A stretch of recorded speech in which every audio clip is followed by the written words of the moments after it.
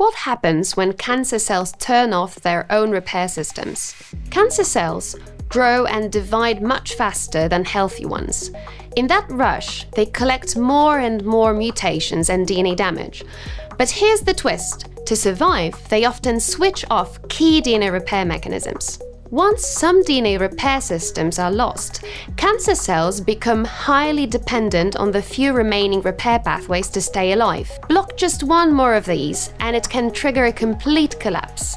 One of the most vital repair systems is the homologous recombination pathway, like a construction crew that perfectly rebuilds a collapsed bridge using an identical blueprint.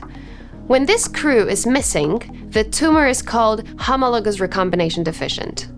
DDR inhibitors exploit this weakness, blocking the remaining repair options and triggering cell death.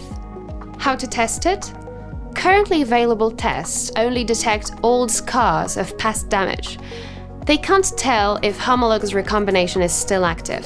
What we need are functional biomarkers, methods that show us real-time activity inside tumor cells. That's exactly what STROID does. Our technology has been developed to support the right patient selection and to raise the clinical success of targeted therapies, such as DDR inhibitors. To dive deeper, contact us or visit our profile to learn how this works in practice.